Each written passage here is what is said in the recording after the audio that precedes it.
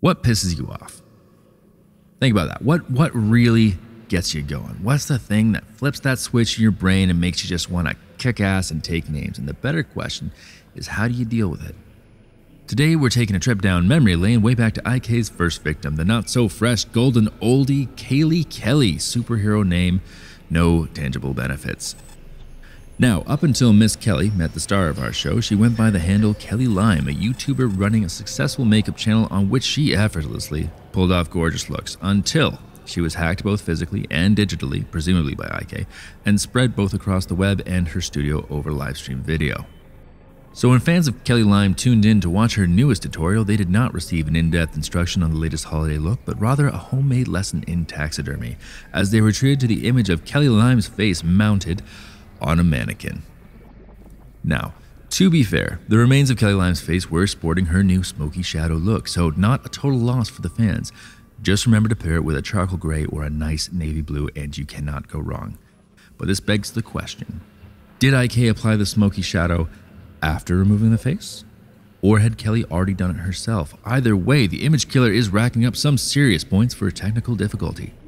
I'm Ben Robinson, and here's what we know. But first, a word from our sponsors. Just kidding, we don't actually have any. We were thinking about reaching out to Blue Apron, but after what happened to Farrah Isaacs, we thought it might be in poor taste. Yes, we did. Onwards. Now, there's a lot of debate over Kelly Lime. Was she actually the first IK victim? Was this the work of some other psycho? What was the clue?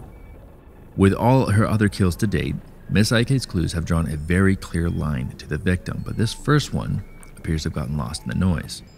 There are literally thousands upon thousands of makeup-related pictures posted daily, and at the time, no one was looking for anything out of the ordinary. Double tap, swipe left, just another day, so it's more than possible IK's first clue just slipped through the cracks. Maybe it's still out there, maybe it holds the key to finding this killer, we just don't know which one it is. What we do know is that on the Tuesday of that week, IK got into Kelly Lime's studio and peeled her face off. One piece, intact, eyelids and all, and no, there is not a Visine for that.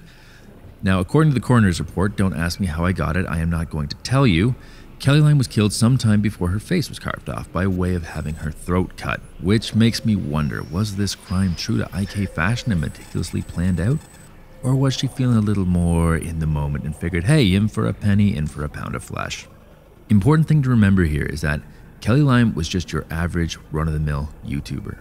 Decent following, not crazy huge, big enough to fit in line with the rest of the IK kills, but definitely on the lower side. And if we're being honest here, she wasn't a total asshole.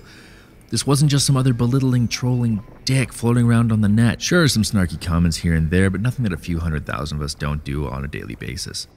So what did Kelly Lime do to piss IK off? What exactly does it take to end up on IK's list? Was a few mean-spirited comments enough? I mean, Kelly was number one. She was the one who got IK off the bench and into the game. All the kills afterwards, you know, once you get over the first couple, you've established your brand, you got to keep that new content flowing, build the following, farm those likes. But what did she do or not do to piss off our little psycho? What would it take to get you there? They say that everyone in the right circumstances is capable of murder.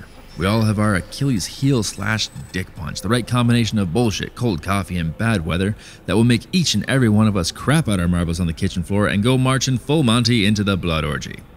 So what do you think would drive someone to knock a person off in such a horrific way?